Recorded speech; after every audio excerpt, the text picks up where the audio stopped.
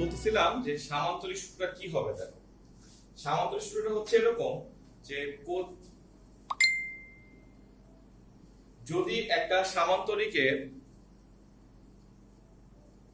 কোন একটা কৌণিক বিন্দু থেকে অঙ্কিত দুটি সন্নিহিত বাহু দ্বারা কোন কণার উপর ক্রিয়াশীল একজাতীয় দুটি ভেক্টরের মান ও দিক নির্দেশ করে, তাহলে ওই বিন্দু থেকে অঙ্কিত সামান্তরিকের কর্ণটি ভেক্টরদ্বয়ের লব্ধি নির্দেশ করে। ভেক্টরদ্বয়ের লব্ধি নির্দেশ করে, ঠিক আছে? লব্ধি। আচ্ছা, এই ছিল আমাদের বাংলা কথা সামান্তরিক সূত্রের। এখন আমি তোমাকে জিনিসটা বুঝাই আসলে আমরা কি করতেছি। দেখো,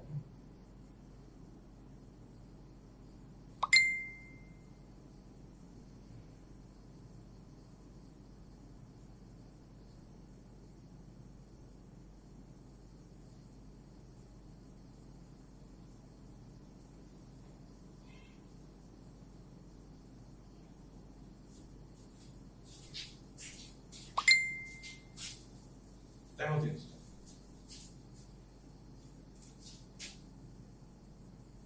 এই হলো সামান্তরিক। দেখো, এই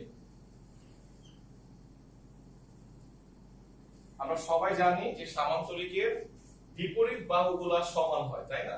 এই বাহুটা এই বাহুটা সমান, এই বাহুটা এই বাহুটা সমান। আচ্ছা, তো আমি নাম দিই আমার সুবিধা মতো ও এ বি সি।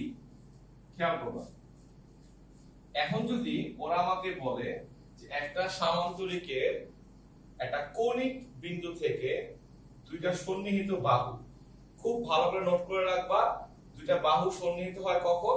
যাদের স্টার্টিং পয়েন্টটা সেম হয়। এইটা এটার স্টার্টিং পয়েন্টটা সেম, এটা অবশ্যই জরুরি জিনিস। সো এই বাহু হইলে হবে না, হইতে হবে এই বাহুর সঙ্গে এই বাহু। দুইটা সন্নিহিত বাহু বরাবর একটা সামান্তরিকের দুইটা সন্নিহিত বাহু বরাবর দুইটা ভেক্টর ক্রিয়া করে, অর্থাৎ আমি বললাম এদিকে একটা ভেক্টর কাজ করতেছে p, এদিকে একটা ভেক্টর কাজ করতেছে q।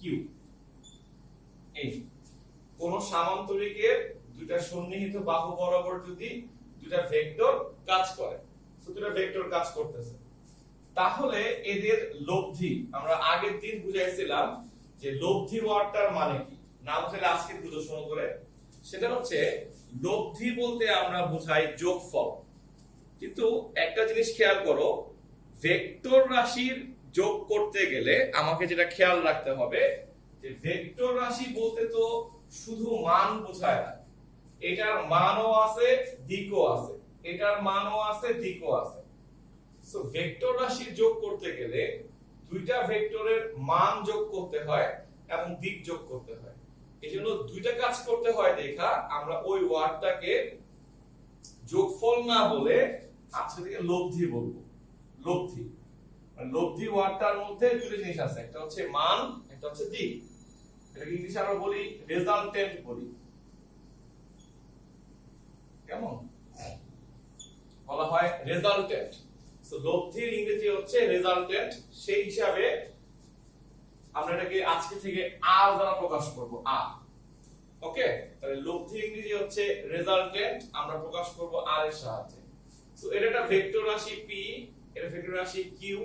সো আমরা বলতে চাচ্ছি যে একটা কৌণিক বিন্দু থেকে দুইটা সন্নিহিত বাহু বরাবর যদি দুইটা ভেক্টর ক্রিয়া করে, তাহলে এদের লব্ধি, তার মানে p আর q এর যোগফল, ওই কৌণিক বিন্দু থেকে সামান্তরিকের যে কর্ণ আঁকা হবে, লাইনটা ভালো করে বুঝো, ওই কৌণিক বিন্দু থেকে সামান্তরিকের যে কর্ণটা আঁকা হবে সেই কর্ণ দ্বারা নির্দেশ করা হবে, অর্থাৎ p q হচ্ছে r।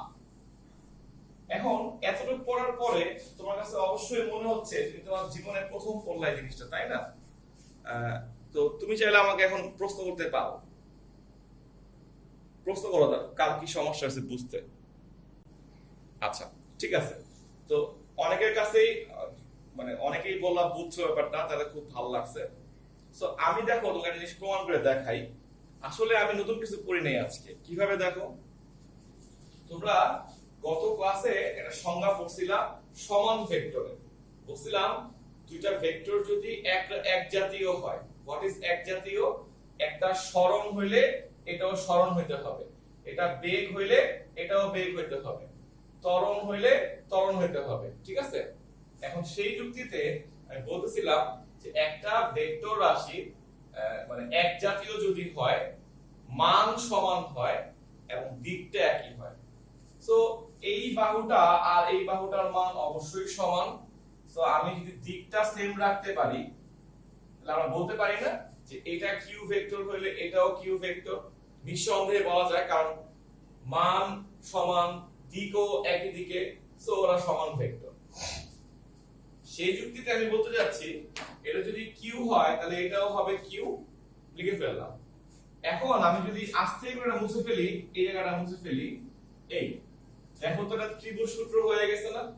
যে কারণে বললাম যে গত ক্লাসের পড়াটা আজকে আবার পড়া হবে। দেখো আমরা ত্রিভুজ সূত্র কি করছিলাম, একটা ত্রিভুজের একই ক্রমে, মানে একই ক্রম বলতে একই দিকে যদি দুটো ভেক্টর থাকে p প্লাস q, তাদের যোগফলটা হবে থার্ড বাহুটার সমান।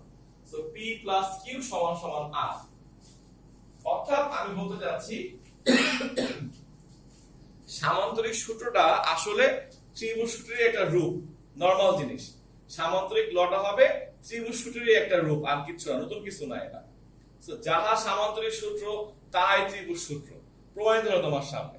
সো আমরা বলতে যাচ্ছি ও এ বি যদি একটা ত্রিভুজ হয়, সেই ত্রিভুজের যে কোনো দুই বাহু বরাবর যদি দুটো ভেক্টর ক্রিয়া করে p প্লাস q, তাদের লব্ধিটা হবে থার্ড বাহুটার সমান, লব্ধি। অর্থাৎ p plus q equal to হচ্ছে r। তো যারা আগের দিন ক্লাস করছো বা করো নাই, তারা ত্রিভুজ দ্বারা পড়ে ফেলো আজকে আমার সঙ্গে। আর ত্রিভুজ দ্বারা পড়া হওয়া মানে হচ্ছে আমাদের সামান্তরিক লড়া পড়া হয়ে গেছে। আমি প্রুফ করতে যাচ্ছি যে সামান্তরিকের সাহায্যে ব্যাখ্যাটা করি, এটার নাম হলো সামান্তরিক সূত্র। আর যদি আমরা এটাকে ত্রিভুজ দিয়ে প্রমাণ করতে চাই, তাহলে আমাদের ত্রিভুজ সূত্র। তো আলটিমেট কাহিনীটা হলো সামান্তরিকের একটা কৌণিক বিন্দু থেকে দুইটা সন্নিহিত বাহু বরাবর, বারবার বলতেছি এটা নোট করে রাখো, সন্নিহিত বাহু মানে একই জায়গা থেকে স্টার্ট হইতে হবে, বাহু বরাবর দুটো ভেক্টর ক্রিয়া করলে তাদের ওই কৌণিক পয়েন্ট থেকে যে কর্ণটা আঁকা হবে, সেই কর্ণটা হচ্ছে ওদের লব্ধির মান এবং দিক নির্দেশ করবে। অ্যাকচুয়ালি লব্ধি বললে এটার মধ্যে মানও আসবে, দিকও আসবে, দেখবে এখন এটা। সো ফাইনালি সূত্রটা হচ্ছে p প্লাস q সমান সমান r। তোমার পরীক্ষায় 1 নম্বরের কোশ্চেনে এই সূত্রটা আসবে পরীক্ষায় লিখতে, যে সামান্তরিকটা লেখো। আমরা যেই সূত্রগুলো দিয়ে ম্যাথ করব তার মধ্যে একটা অন্যতম সূত্র হচ্ছে সামান্তরিক সূত্র। সো তোমার যদি কোনো কোশ্চেন থাকে আমাকে জিজ্ঞেস করতে পারো। সে খাতায় লেখো সামান্তরিক সূত্রের সাহায্যে লব্ধির মান নির্ণয়। সামান্তরিক সূত্রের সাহায্যে লব্ধির মান শিখবো আমরা। হ্যাঁ, সামান্তরিক সূত্রের সাহায্যে লব্ধির মান নির্ণয় লিখে ওই ছবিটা একটু চেঞ্জ করো। আমি এটাকে সামনের দিকে বাড়ায়া দিলাম, এটাকে আমি লম্ব আঁকলাম। হ্যাঁ, এটা হচ্ছে ডি পয়েন্ট, সেটা লম্ব। আমি একটা লম্ব আঁকলাম, খেয়াল করো, এটা বাড়া দিলাম সামনের দিকে। আমাদের ফিজিক্সে কোনো প্রমাণই লাগবে না, আসবে না পরীক্ষায়। তারপরে প্রমাণটা দেখাই কেন, তোমার বুঝাটা ভালো হওয়ার জন্য, কিছু না। কেমন? আচ্ছা, আমি একটা লম্ব আঁকলাম। এখানে একটা জিনিস ইম্পর্টেন্ট, খুব সুন্দর নোট করে রাখবা। আমি এখানে একটা অ্যাঙ্গেল ধরবো আলফা। এই দুইটা ভেক্টরের মাঝখানের কোণটা হচ্ছে আলফা। সো তুমি এই সূত্রের মধ্যে দুইটা কোণ আসবে, যেন ক্লিয়ার করে লিখে রাখবা। আলফাটা হচ্ছে কি দুইটা ভেক্টরের মাঝখানের কোণ, দুইটা ভেক্টরের মধ্যবর্তী কোণ হচ্ছে আলফা। এটা ক্লিয়ার করে লিখে রাখবা। দুইটা ভেক্টরের মধ্যবর্তী কোণটা হচ্ছে আলফা। আচ্ছা, এখন এটা যদি আলফা কোণ হয় তাহলে অবশ্যই এটাও আলফা কোণ। অনুরূপ কোণের যুক্তি হিসাবে এই এটা যদি আলফা কোণ হয় তাহলে এটাও আলফা কোণ, তাই না? আচ্ছা, এখন আমি যদি লিখি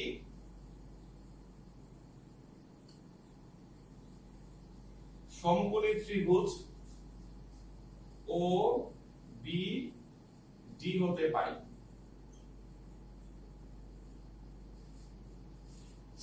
সমকোণী ত্রিভুজ ও বি ডি হতে পাই। দেখো সমকোণী ত্রিভুজ পিথাগোরাস অ্যাপ্লাই করি।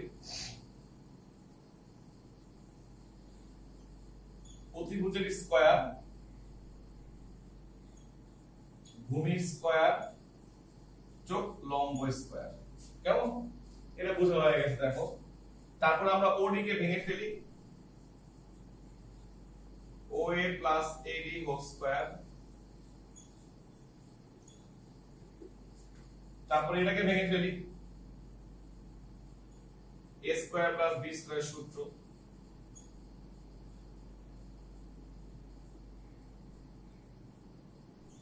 কেউ যদি প্রশ্ন করতে চাও যে আপনি কেন ভেক্টর সাইন দিচ্ছেন না, আমি তো মান বের করছি, তাই না?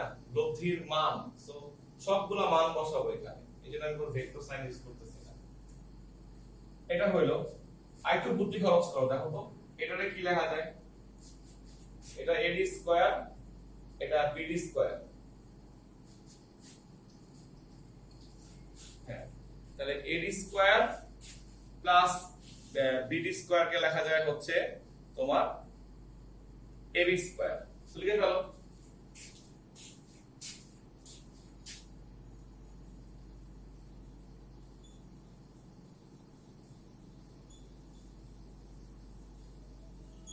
বাস হয়ে গেল, কেমন? এখন আমরা এখানে মান বসাবো। মান বসানো বলতে বোঝাচ্ছি OB এর মানটা হচ্ছে R, আমি লিখলাম R স্কয়ার। O এর মানটা হচ্ছে P square, 2OA 2P, OA মানে P। এই যে এই পদটার মান আমরা জানি না, আর AB স্কয়ার মানে হচ্ছে Q স্কয়ার। দেখো এটা মানে Q। অর্থাৎ আমাদের সামনে যে সূত্র চলে আসলো, সবাই খেয়াল করো, এই সূত্রে সবই ঠিক ছিল, কিন্তু ঝামেলা রয়ে গেল একটা ছোট্ট মান, সেটা হচ্ছে AD। তুমি ফিজিক্স পড়তে গেলে নট অনলি এই চ্যাপ্টারে, অনেক চ্যাপ্টারে পাবা যেরকম একটা রাশির মান পাওয়া যাচ্ছে না খুঁজে। তখন আমি তোমাকে একটা বুদ্ধি শিখাই, টিপস বলতে পারো, এটা নট কোনো বইয়ের ল্যাঙ্গুয়েজ। আমরা এই ধরনের ঝামেলায় পড়লে সব সময় এই যেই মানটা আমরা জানবো না, এটাকে আমি বলতে যাচ্ছি অজানা মান, মানে এই বাহুটার নাম হচ্ছে অজানা মান ধরে নিচ্ছি আমি। তুমি অবশ্যই খেয়াল করবা ওই অজানা মানটা একটা ত্রিভুজের অংশ, এই অজানা মানটা একটা ত্রিভুজের অংশ হবে, সবসময় দেখবা, সবসময় মিলবে। এবং ওই ত্রিভুজের আরেকটা বাহুর মান তুমি অবশ্যই জানবা, যেমন AB এর মানটা তুমি জানো Q। রুলসটা আবার বলে শোনো, যখন তুমি কোনো জিনিস প্রমাণ বা ম্যাথ করতে গিয়ে দেখবা সবকিছুর মান পাওয়া যাচ্ছে, একটা মান মিসিং মনে হচ্ছে, ওই মানটাকে তুমি ট্রিট করবা এটা একটা অজানা মান। এবং তুমি খুঁজবা, পয়েন্ট 2 বলতেছি, ওই বাহুটা অবশ্যই কোন ত্রিভুজের একটা অংশ হবে। এবং থার্ড পয়েন্টটা হচ্ছে তুমি ওই ত্রিভুজেরই আরেকটা বাহুর মান জানবা, তার নাম আমরা বলবো হচ্ছে জানা মান। ঠিক আছে, জানা মান। এখন আমরা আমাদের বই পড়তে গেলে দেখো প্রায় অনুপাত নিচ্ছে, তোমার মাথায় কোশ্চেন আসবে কিভাবে নিল, কেন নিল। এটার একটা সূত্র আছে, গোপন সূত্র। এটা হচ্ছে সব সময় নেওয়া হয় অজানা মান ডিভাইডেড বাই জানা মান। বুঝছো? যত জায়গায় এই ধরনের অনুপাত দেখবা, ওরা একটা ফর্মুলা ইউজ করে, তুমি লিখে রাখো যে অজানা মান ডিভাইডেড বাই জানা মান। সো অজানা মান ডিভাইডেড বাই জানা মান, অনুপাতটা সবসময় এভাবে দ্বারা করাবা। করে তুমি তো অবশ্যই ত্রিকোণমিতি পারো।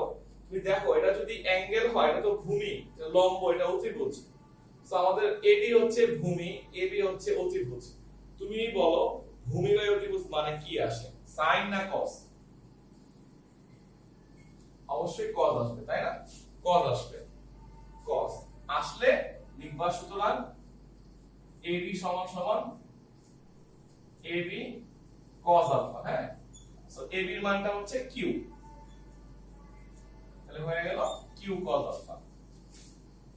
আমার এই টিপসটা নিয়ে কোনো কথা বলবা কেউ, মানে কোনো জিজ্ঞেস করবা কিছু?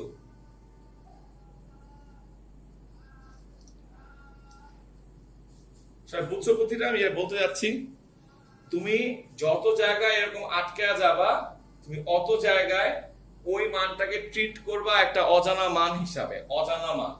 সো অজানা মান ডিভাইড বাই জানা মান, কেমন সবসময় এভাবে ভাববা। এবং তুমি আজকে আবার আইডিয়া পাবা যে আমরা এরকম ঝামেলায় পড়ছি। সো প্রতিদিন না বোঝায়া আমি তোমাকে একটা বুদ্ধি শিখিয়ে দিলাম, আমি করি আর বইয়ে করা থাকো, সবসময় অনুপাতটা তুমি খেয়াল করবা, ওর একটা ফর্মুলা খেয়াল করে, সেটা হচ্ছে অজানা মান ডিভাইড বাই জানা মান। তাহলে লাভটা হলো কি, আমি এর একটা মান পেলাম কিউ কজ আলফা। তুমি ফাইনালি এখন একটা মানটা এখানে বসা দিলে, এখানে বসা দাও, আমি আর এর মান লিখে ফেলি রুট ওভার দিয়ে p square plus q square 2p, এর মানটা হচ্ছে q cos alpha, 2p q cos alpha, that's it. Okay, তাহলে আর হচ্ছে root over p square plus q square plus 2p q cos alpha, এটা হচ্ছে আমাদের আর এর মানটা, কেমন? সো আমাদেরকে ইন্টারমিডিয়েট লাইফের প্রথম সূত্র তৈরি করা হয়ে গেল, সামান্তরিক সূত্রের সাহায্যে লব্ধির মান নির্ণয়। লাভটা কি হবে, পরীক্ষায় যদি আমরা p এর মান, q এর মান আর ওদের মাঝখানের কোণ, বারবার করে বলতেছি আলফাটা কিন্তু হচ্ছে দুইটা ভেক্টরের মাঝখানের কোণ, অর্থাৎ এই কোণটা দেওয়া থাকে, তাহলে আমরা চট করে এটা বসায়া আর এর মানটা বের করতে পারবো। প্রমাণটা তোমার কোনোদিনই আর কোনো কাজে লাগবে না, তুমি যখন প্রমাণগুলো শিখাবো তুমি প্রমাণগুলো বুঝবা, মানে পড়তে বলি নাই, তোমাকে মুখস্থ করতে হবে এই লটা, যে আমরা জানি r সমান সমান root over p square plus q square plus 2pq cos alpha. এখানে pq দ্বারা কি বোঝানো হয়, দুটো ভেক্টর বোঝানো হয়, আলফা জিনিসটা কি, তাদের মাঝখানের কোণ, দ্যাটস ইট। ঠিক আছে, সো আমার প্রথম পার্টটা পড়ানো হয়ে গেল, তুমি আমাকে চাইলে প্রশ্ন করতে পারো।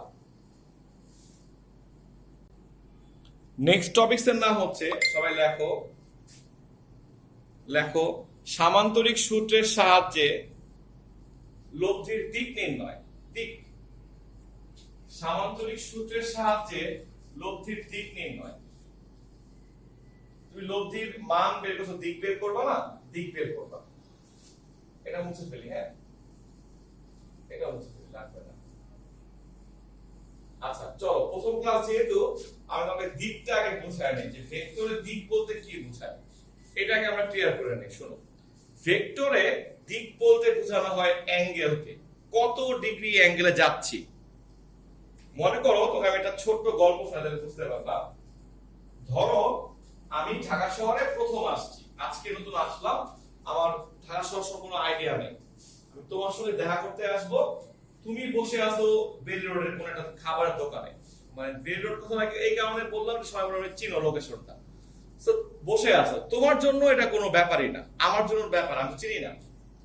আমি যখন ফোন দিলাম যে ভাই আমি কোথায় আসবো, বললা যে রাকিব ভাই আপনি একটা রিক্সা নেন, রিক্সা নিয়ে রিক্সাওয়ালাকে বলবো যে বেল রোডের মোড়ে নামায় দেন, মোড়ে। সো ওকে, আমার রিক্সাওয়ালা আমাকে মোড়ে নামায় দিয়ে গেল। মোড়ে নামার পরে আমি তোমাকে আবার ফোন দিলাম যে আমি কোথায় আসব, তখন তুমি আমাকে বলতেছো যে ভাইয়া আপনি আপনার নাক বরাবর হাঁটতে থাকেন, নাক বরাবর। দ্যাট মিন্স তুমি ধরেই নিছো যে আমার নাকটা বেল রোডের দিকেই আছে।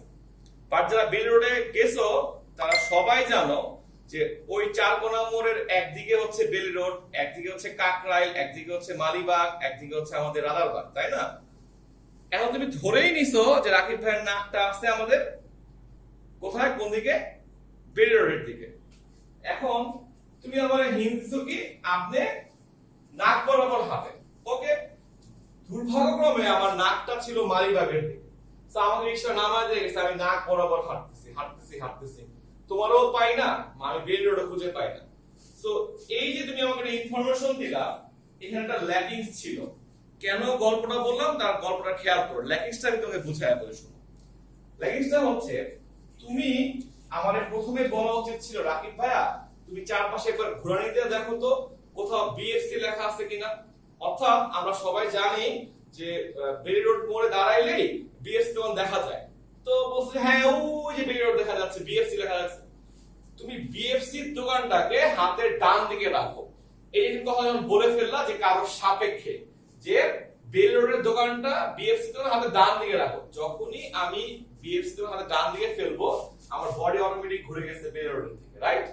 তো একটা জিনিসের সাপেক্ষে বলতে হয়, এই কথাটা মাথায় রাখো। দেখো আমি হয়তো তোমাকে আজকে ফিজিক্স পড়াচ্ছি, তোমার কাছে মনে হচ্ছে যে এত কিছু কেন বলতেছে। এটার চাইতে সহজ করে বলি, তুমি নিজেও কিন্তু এই জিনিসটা আচ্ছা তুমি নিজেও কিন্তু এই জিনিসটা অ্যাপ্লাই করো। তো যদি কেউ বলে তুমি বলো না যে অমুক মার্কেটের সামনে আসো, অমুক দোকানের পাশ দিয়ে যাও, অমুক স্কুলের ওই মোড়ে আমার বাসা, সো একটা সাপোর্ট লাগবে, কেমন? আচ্ছা তাহলে খেয়াল করো, আমি বলতে যাচ্ছি যে আমরা যখন লব্ধির দিক নিয়ে কথা বলবো, ফার্স্ট কথা আমরা বলবো লব্ধিটা কোন দিকে যাচ্ছে। ওই দিক মানে হচ্ছে অ্যাঙ্গেল, অ্যাঙ্গেল বোঝাবো। তো আমি ধরে নিচ্ছি যে লব্ধিটা পি এর সাথে থিটা কোণ তৈরি করছে। কথাটা খেয়াল করো, লব্ধিটা পি এর সাথে থিটা কোণ তৈরি করছে। অর্থাৎ এখানে কিন্তু দুইটা শব্দ বলে ফেলছি, কার সাথে কত ডিগ্রি কোণ, অর্থাৎ পি এর সাথে থিটা কোণ তৈরি করছে। লাভটা হলো কি, আমি যদি অ্যাঙ্গেলটা বের করতে পারি তখন আমি বলবো যে লব্ধির দিকটা হচ্ছে পি এর সাথে এত ডিগ্রি কোণে। যে বললাম একটু ওই গল্পটায় যে অ্যাঙ্গেলটা বা দিকটা বলার আগে আমাকে একটা সাপোর্ট লাগবে কার সাপেক্ষে। এখন তোমাদের মধ্যে যদি কারো কোশ্চেন হয় কেন আপনি অপশনে ধরেন নাই, আমি তো না করিনি, আমি বললাম যে আগে একটা করি, অপশনের দিকটা বের করি, তারপর আমি ওরটা নিয়ে আলোচনা করব, কোনো সমস্যা নাই। মানে আমি বলতে চাচ্ছি পরীক্ষায় দিকটা ওর সঙ্গেও হইতে পারে, ওর সঙ্গেও হইতে পারে, এটা আমিও ঠিক করে দিতে পারি, তুমিও চেঞ্জ করতে পারো, কোনো সমস্যা নাই, আমরা সূত্রভাবেই শিখবো। তো আমি আজকের জন্য ধরে নিলাম যে লব্ধিটা ওর সঙ্গে দিক ধরছে। আচ্ছা এখন সবাই একটু ভাবো তো, আমি দুটো লাইন বললাম বুঝছো কিনা, যে দিক বলতে বোঝানো হয় এক নম্বরে অ্যাঙ্গেল, দুই দিক বলতে বোঝানো হয় লব্ধিটা কার সাথে যাচ্ছে, কার সাথে কোণ করছে, সাপোর্টটা। এতটুকুনি আগে তুমি কোশ্চেন করো আমাকে, তারপর আমি আগাচ্ছি, কোশ্চেন করতে পারো।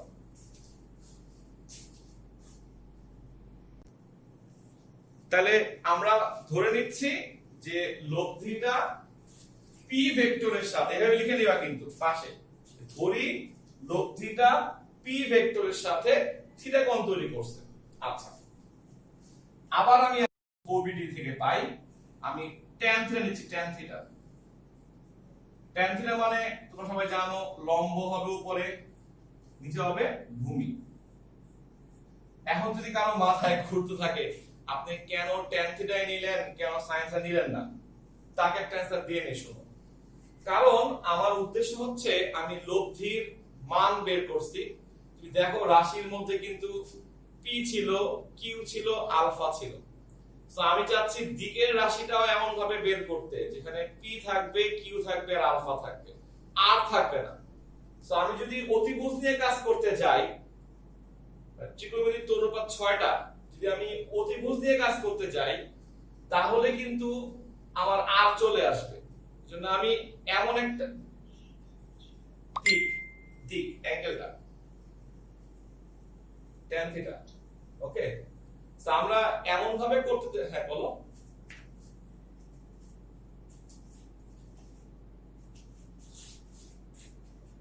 হ্যাঁ আমি বুঝছিলাম লব্ধিটা পি ভেক্টরের সাথে থিটা কোণ তৈরি করছে, এটা বুঝছিলাম, ধরে নিছি এটা। আচ্ছা আমি তো অলরেডি বলতেছি শোনো, যদি আমরা এখানে সাইন নেই বা কস নেই তাহলে অতিভুজটা চলে আসবে, তাহলে রাশির মধ্যে অলরেডি আর চলে যাবে। তো আমি চাচ্ছি না বা আমরা চাচ্ছি না সমীকরণের মধ্যে আর আসো, তাহলে ম্যাথ করতে আমাদের সমস্যা হবে, এটা একটু পরেই বুঝতে পারবা। তো আমি এই জন্য অতিভুজটাকে এড়ানোর জন্য লম্ব আর ভূমি নিয়ে কাজ করতেছি, কেমন? এই হচ্ছে অ্যানসারটা। তাহলে বিডির জায়গায় বিডি থাকো, ওডিকে ভেঙে লিখলে হয় ওএ প্লাস এবি। ওকে, আচ্ছা এখন বিডির মানটা আমরা জানি না, দেখছো আবার সেই ঝামেলা তৈরি হলো। কিন্তু আমরা ও এর মান জানি পি, আর এর মান জানি কিউ কজ আলফা। এই বলছিলাম তো যে আমাদের প্রত্যেকটা প্রমাণে ঝামেলা থাকবে। সো এখন আমাদের জন্য বিডি হচ্ছে অজানা মান। আমি লিখব অজানা মান, জানা মানটা ছিল এবি, তাহলে অজানা মান ডিভাইডেড বাই জানা মান। এখন বলো এটা লম্ব এটা অতিভুজ, তাহলে আসলো sin আলফা, আর এবি এর মানটা হচ্ছে কিউ, কিউ sin আলফা। কেমন? সো এখানে হয়ে গেল কিউ sin আলফা। ওকে, কোন পার্টটা? এটা এটা ও এর মান কত? পি, আর এডি মানে কি ছিল?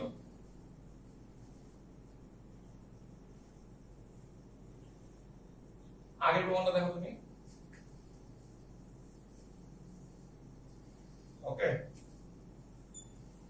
থিটা মানে হচ্ছে tan ইনভার্স। যে যেটা বুঝো না জিজ্ঞেস করে ক্লিয়ার হয়ে নেওয়াটাই ভালো। হ্যাঁ হ্যাঁ, এই সূত্রের সাহায্যে বুদ্ধিটা ভালো করে শোনো। ধরো আমরা যখন ম্যাথ করতে বসবো, হয়তো রাকিব ভাই এখানে একটা অ্যাঙ্গেল বসায় আছে, তাই না? আচ্ছা, তো আমি একটা বাড়ির কাজ দিচ্ছি আজকে। যদি অ্যাঙ্গেলটা এইখানে হয় তাহলে সূত্রের প্রমাণটা কিভাবে করবা? যাদের আগ্রহ আছে প্রমাণ শেখার তারাই করবে, বাকিদের করার দরকার নেই, কারণ এটা কোনো কাজের জিনিস না। ঠিক আছে, একটা কাজ দিলাম, যদি এখানে অ্যাঙ্গেলটা হয় তাহলে দিকটা কিভাবে বের করবা। আচ্ছা, আর আমি তোমাকে একটা বুদ্ধি শিখিয়ে দিচ্ছি, এটা সেকেন্ড টিপস আজকের জন্য, যে আমরা এভাবে শিখতে পারি লব্ধিটা কার সাথে অ্যাঙ্গেল করছে, খেয়াল করো পি এর সাথে, রাইট? সূত্র দিকে খেয়াল করো, পিটা একা আছে, অর্থাৎ এটা হচ্ছে এরকম আছে, তাই থিটা সমান সমান tan inverse q sin alpha divided by p plus q cos alpha. ঠিক আছে, অর্থাৎ যার সাথে অ্যাঙ্গেল করছে ও একা আছে, তাই না? তো এটা কবিতা মনে রাখতে পারো, যার সাথে অ্যাঙ্গেল ও থাকে সিঙ্গেল। এই সূত্রের সংজ্ঞা, ঠিক আছে, যে যার সাথে অ্যাঙ্গেল হবে, অর্থাৎ যদি থিটাটা অ্যাঙ্গেল হয় tan ইনভার্স এর সাথে, সরি পি এর সাথে, সো যার সাথে অ্যাঙ্গেল সে থাকে সিঙ্গেল। তোমার জন্য সুবিধা হইলো। তাতে হবে কি, যদি কখনো পরীক্ষায় দেখো, এটা প্রমাণটা শিখতেছো না আলটিমেটলি, যদি পরীক্ষায় আমাকে অ্যাঙ্গেলটা এখানে দেওয়া হয়, ম্যাথ করতে বলা হয়, তখন আমি এইভাবে শিখবো যে থিটা সমান সমান, যে রাকিব ভাইয়া বলছিল, যার সাথে অ্যাঙ্গেল, কার সাথে অ্যাঙ্গেল? কিউ, ও থাকবে সিঙ্গেল, এটা হবে, রাইট? বাকি আছিল পি, সো উপরে হবে পি sin আলফা, নিচে হবে পি cos আলফা। এই দিস ওয়ান, বুঝছো?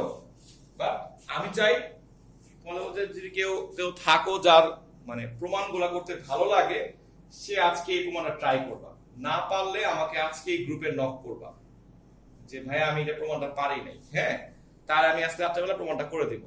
শুধু তার জন্য করে দিব, যা দরকার। যদি প্রমাণ করতে না চাও তাহলে দরকার নাই। তাহলে অ্যানসারটা হচ্ছে আমরা এভাবে শিখবো যে যার সাথে অ্যাঙ্গেল ও থাকে সিঙ্গেল। এটা আমার জন্য সূত্র। কেমন? সিঙ্গেল ওয়ার্ডটা কি বুঝতে পারছো? মানে পি তো কিউ এর সঙ্গে তো অ্যাঙ্গেল, এই কিউটা একা আছে, ওর সাথে কোনো অনুপাত নাই, কোনো সাইন কস কিছু নাই, এইজন্য সিঙ্গেল বলা হচ্ছে। বা আমি পি এর সাথে অ্যাঙ্গেল করছিলাম, তখন এটা হচ্ছে সিঙ্গেল ছিল। দেন তুমি ম্যাথ করে এই থিটার মান বের করবা, তারপর তোমাকে লিখতে হবে যে অর্থাৎ পি এর সাথে এত ডিগ্রি কোণ তৈরি করে, অথবা বলতে হবে কিউ এর সঙ্গে এত ডিগ্রি কোণ তৈরি করে। ঠিক আছে, খেয়াল করতে হবে আমি কি বলি। আমরা একটু আগে পড়তেছিলাম, এটা নাম লিখছি লব্ধির সর্বোচ্চ মান। কেমন? প্রমাণটা লিখবো আর কি, লব্ধির সর্বোচ্চ মান। তো আমরা একটু আগে বললাম r সমান সমান √r p square plus q square 2pq cos alpha. ধরো pq এর মানটা আমি স্থির রাখছি, চেঞ্জ করি নাই, শুধু আলফার মানটা মানে অ্যাঙ্গেলের মানটা চেঞ্জ করতেছি। তাহলে এর উপর বেস করে কি লেখা যায়? cos আলফা এর মান যদি সর্বোচ্চ হয় মানে ম্যাক্সিমাম হয়, কারণ এটা গুণ আকারে আছে না, তুমি দেখো cos আলফার মানটা যদি ওর সাথে গুণ হয় তাহলে এই মানটা বেড়ে যাবে, সো বেড়ে গেলে এই মানটাও বেড়ে যাবে। সো cos আলফার মান সর্বোচ্চ হয় তাহলে r এর মান সর্বোচ্চ হবে, r এর মান সর্বোচ্চ হবে। গেল। আমরা কি জানি cos এর ম্যাক্সিমাম মানটা কত? +1, তাই না? কত ডিগ্রির জন্য হয়? cos 0 ডিগ্রির জন্য হয়। তোমার প্রমাণটা শেখা লাগবে না, কিন্তু এইটা মনে রাখো, এই কথাটা যেটা বলতে যাচ্ছি। হ্যাঁ, তো আমি যদি এখানে মানটা বসা দেই, এটাকে আমি লিখবো r max। r হচ্ছে লব্ধি, max হচ্ছে ম্যাক্সিমাম, সর্বোচ্চ, √r p স্কয়ার যোগ q স্কয়ার 2pq, এটার মানটা আমি 1 বসা দিলাম। হ্যাঁ, এটা 1 বসা দিলাম, +1। সো আলটিমেটলি ভিতরে চলে আসলো, দেখো p + q হোল স্কয়ার। সুতরাং নেক্সট সূত্রটা হচ্ছে r max মানে p + q। তুমি এটা মুখস্থ করে ফেলো, দিস ওয়ান। যে কোন জায়গায় শুধু লব্ধি না বলে লব্ধির সর্বোচ্চ মান বলে তাহলে p + q লিখবা, ঠিক আছে? আর কখন সর্বোচ্চ মানটা হবে, শর্তটা কি, এটা হচ্ছে শর্তটা। এই তোমার প্রমাণটা বোঝা হলো, আর মুখস্থ করতে হবে এই বক্সগুলো যেগুলো বলতেছি। তো খাতা নোট করে ফেলবা যে সর্বোচ্চ মান হবে যখন cos আলফার মানটা 1 হবে, অথবা আলফার মানটা 0 ডিগ্রি হবে। cos আলফার মানটা 1 হবে অথবা আলফার মানটা 0 ডিগ্রি হবে, এটা হচ্ছে নোট করে ফেলবা। আর r max এর সূত্র কত? p + q।